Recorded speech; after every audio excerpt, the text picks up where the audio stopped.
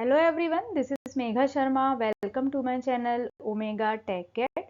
आज के वीडियो में हम डिस्कस करेंगे practical number 5। Write a python script to sort a dictionary by value. यहाँ पे हमें डिक्शनरी को वैल्यू के हिसाब से सॉर्ट करना है। सॉर्टिंग का मतलब हमें मालूम ही है कि हमें अरेंज करना होता है असेंडिंग ऑर्डर में। तो जो डिक्शनरी यूज़र से हम लेंगे उसे हमें वैल्यू के अकॉर्डिंग सॉर्ट करना है। पाइथन में जब हमें सॉर्टिंग करनी होती है तो हम इनबिल्ट फंक्शन का यूज़ करते हैं, जिसका सिंटैक्स हम यहाँ पे देख सकते हैं, सॉर्टेड। इसमें 3 पैरामीटर्स होते हैं, इटरेबल, की एंड रिवर्स। इटरेबल मीन्स होता है सीक्वेंस, मतलब यहाँ पे हम कोई भी सीक्वेंस पास करते हैं, जैसे कि लिस्ट, टपल, स्ट्रिंग, जिसे हमें सॉर्ट करना है। की एंड रिवर्स ऑप्शनल पैरामीटर होते हैं, मीन्स ये पैरामीटर यूज़ करना कंपलसरी नहीं है, लेकिन हम की पैरामीटर का यूज़ करते हैं जब हमें किसी बेसिस पे सॉर्टिंग करनी होती है। जैसे कि इस प्रैक्टिकल में हम की पैरामीटर का यूज़ करेंगे। एंड रिवर्स जो है वो भी ऑप्शनल पैरामीटर है। अगर हम इसकी वैल्यू ट्रू सेट करते हैं तो ये रिवर्स ऑर्डर में सॉर्ट होगा, मीन्स डिसेंडिंग ऑर्डर में सॉर्ट होगा। बाय डिफ़ॉल्ट मीन्स अगर हम इसका यूज़ नहीं करते हैं तो इसकी वैल्यू फॉल्स होती है, और जो भी हमारा लिस्ट, टपल या स्ट्रिंग है वो असेंडिंग ऑर्डर में सॉर्ट होता है। सबसे पहले हम एक फंक्शन डिफाइन करेंगे, सॉर्ट डिक्ट, और यहाँ पे हम input dictionary as a parameter pass करेंगे। ये जो हमने एक पैरामीटर लिया हुआ है इनपुट अंडरस्कोर DICT, ये डिक्शनरी है जो कि हमें सॉर्ट करनी है। इस प्रैक्टिकल में हम लैम्डा फंक्शन का यूज़ करने वाले हैं। तो सबसे पहले लैम्डा फंक्शन के सिंटैक्स को हम समझ लेते हैं। लैम्डा फंक्शन एनोनिमस फंक्शंस होते हैं जिनका की नेम नहीं होता है। जैसे कि नॉर्मली हमने पाइथन में देखा है कि जब भी हम कोई फंक्शन डिफाइन करते हैं तो हम DEF कीवर्ड का यूज़ करते हैं और उसके बाद फंक्शन नेम होता है। लेकिन लैम्डा फंक्शन के केस में हम फंक्शन नेम नहीं लिखते हैं, हम DEF कीवर्ड का यूज़ भी नहीं करते हैं, बल्कि यहाँ पे हम डायरेक्टली लैम्डा कीवर्ड का यूज़ करते हैं और लैम्डा कीवर्ड की हेल्प से फंक्शन को डिफाइन करते हैं। इसमें हम आर्ग्यूमेंट्स लेते हैं। आर्ग्यूमेंट्स, नंबर ऑफ आर्ग्यूमेंट्स हम यहाँ पे दे सकते हैं। कोलन साइन होता है और लास्ट में एक्सप्रेशन होता है। फॉर एग्जाम्पल, जैसे हमने यहाँ पे लिखा है लैम्डा A, B, तो A, B यहाँ पे पैरामीटर्स हैं, कोलन, और A+B यहाँ पे एक्सप्रेशन है। तो lambda keyword creates the lambda expression. One or more parameters must be separated by comma and no parenthesis. तो यहाँ पे नंबर ऑफ पैरामीटर्स को हम कॉमा से सेपरेट करते हैं, कोलन साइन यूज़ करेंगे और लास्ट में हम एक्सप्रेशन देंगे। Expression must be a single valid Python expression. तो यहाँ पे हम कई सारे आर्ग्यूमेंट ले सकते हैं, बट रिटर्न में हमें एक एक्सप्रेशन ही रिटर्न करना है, means single valid Python expression होगा। सॉर्टेड डिक्शनरी को हम सॉर्टेड अंडरस्कोर DICT वेरिएबल में स्टोर करेंगे। यहाँ पे डिक्शनरी को सॉर्ट करने के लिए हम इनबिल्ट फंक्शन सॉर्टेड का यूज़ कर रहे हैं, जिसका सिंटैक्स हमने अभी डिस्कस किया था। सबसे फर्स्ट पैरामीटर में हमें लिस्ट, टपल प्रोवाइड करना होता है, मीन्स इटरेबल, जिसे हमें सॉर्ट करना है। तो यहाँ पे हमें इनपुट डिक्शनरी को सॉर्ट करना है, तो उसके लिए हमने लिया है input underscore DICT dot items. ये रिटर्न करेगा list of key value pair from the dictionary where each item is tuple. हमें मालूम है कि डिक्शनरी में की वैल्यू पेयर होता है और की वैल्यू पेयर को हम आइटम्स बोलते हैं। तो उसे रिटर्न करने के लिए हमें लिखना होता है input underscore DICT dot items. तो डिक्शनरी वाले वीडियो में ऑलरेडी हम ये सारे पॉइंट्स डिस्कस कर चुके हैं। अगर आपने वो वीडियो नहीं देखी है तो आई बटन को क्लिक करके आप उसे देख सकते हैं।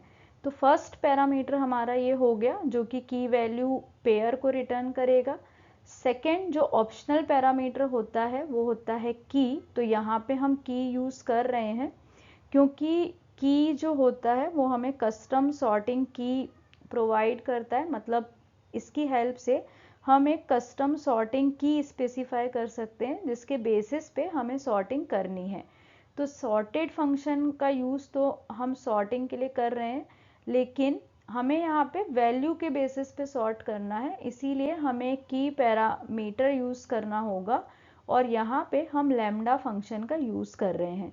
लैम्डा कीवर्ड है, आइटम कोलन आइटम 1 एक्सट्रैक्ट करेगा वैल्यू को from each tuple for the sorting purpose. तो यहाँ पे वैल्यू को एक्सट्रैक्ट करने के लिए हम इस लाइन को यूज़ कर रहे हैं।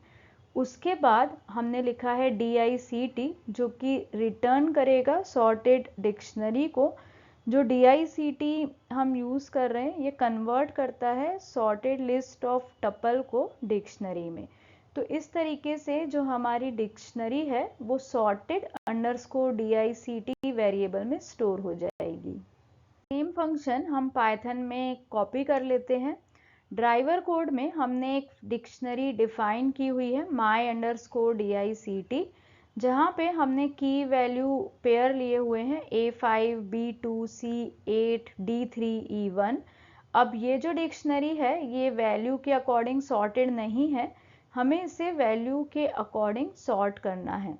तो यहाँ पे हम इस डिक्शनरी को मीन्स my_dict को हमने जो फंक्शन डिफाइन किया है उसमें एज अ पैरामीटर पास करेंगे। तो अब हम इस कोड को रन करके देख लेते हैं।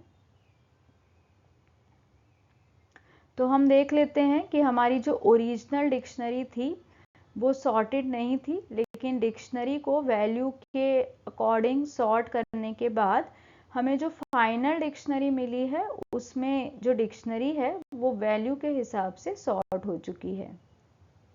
नेक्स्ट प्रैक्टिकल है write a python script to concatenate following dictionary to create a new one. तो 3 डिक्शनरीज हमको दी हुई हैं और इनको कंबाइन करके हमें एक न्यू डिक्शनरी क्रिएट करनी है जो कि इन तीनों डिक्शनरी को कंबाइन कर देगा। सबसे पहले हम डिक्शनरीज को डिफाइन कर लेंगे। पाइथन में डिक्शनरी को मर्ज करने के लिए हम अपडेट फंक्शन का यूज़ करते हैं। मीन्स अगर हमें डिक्शनरी 2 के आइटम्स को डिक्शनरी 1 में ऐड करना है तो हम लिखेंगे dic1 डॉट अपडेट dic2, और इस स्टेप के बाद अगर हम डिक्शनरी 1 को प्रिंट करते हैं मीन्स प्रिंट dic1 लिखते हैं तो हमें मिलेगा 110, 220, 330, 440। मीन्स डिक्शनरी 2 के जो आइटम्स होंगे वो डिक्शनरी 1 में ऐड हो जाएंगे, लेकिन हमें डिक्शनरी 3 को भी ऐड करना है, कॉन्कैटिनेट करना है। तो अब हम लिखेंगे dic1 डॉट अपडेट dic3, जिससे कि डिक्शनरी 3 मीन्स dic3 के आइटम भी डिक्शनरी 1 में ऐड हो जाएंगे। तो इस तरीके से अपडेट फंक्शन का यूज़ करके हम डिक्शनरी को मर्ज कर सकते हैं। और इन केस अगर 2 डिक्शनरी में कोई ओवरलैपिंग की है तो जो सेकेंड डिक्शनरी की की है वो रहेगी, सेकेंड डिक्शनरी की फर्स्ट डिक्शनरी को ओवरराइट कर देगी। फाइनली हम डिक्शनरी 1 को प्रिंट करते हैं, प्रिंट dic1, तो हमें एक कंबाइंड डिक्शनरी मिलेगी। ये जो डिक्शनरी होगी इसमें तीनों डिक्शनरी कॉन्कैटिनेट हो जाएंगी। सेम कोड को अब हम पाइथन में रन करके देखेंगे। तो जो 3 अलग अलग डिक्शनरी हमारे पास थी वो एक सिंगल डिक्शनरी में कॉन्कैटिनेट हो चुकी हैं। नेक्स्ट प्रैक्टिकल है write a python program to sum all the items in a dictionary. इस प्रैक्टिकल में जो डिक्शनरी है उसके सभी आइटम्स को हमें सम करना है। तो सबसे पहले तो हम एक डिक्शनरी डिफाइन कर लेंगे, उसे प्रिंट कर लेंगे। यहाँ पे हमने di नेम से एक डिक्शनरी ली है। डिक्शनरी में आइटम्स हैं A10, B15, C20। यहाँ पे हमें सम प्रिंट करना है, तो सम जो होगा वो वैल्यूज़ का होगा क्योंकि डिक्शनरी में की वैल्यू पेयर होते हैं। A, B, C ये की है, 10, 15, 20 ये वैल्यूज़ हैं। तो अगर हमें डिक्शनरी में से वैल्यूज़ को एक्सट्रैक्ट करना होता है तो हम लिखते हैं di डॉट वैल्यूज़। अगर हम di डॉट वैल्यूज़ को प्रिंट कराएंगे तो हमें मिलेगा 10, 15, 20। इनबिल्ट फंक्शन है सम करने के लिए, तो यहाँ पे हम सेम इनबिल्ट फंक्शन यूज कर रहे हैं सम di डॉट वैल्यूज। तो सम di डॉट वैल्यूज जो है वो सभी वैल्यूज का सम हमें रिटर्न कर देगा और बाद में हम इसी सम को प्रिंट कर रहे हैं। सेम कोड हमने पाइथन में लिख लिया है। प्रोग्राम को रन करते हैं हम।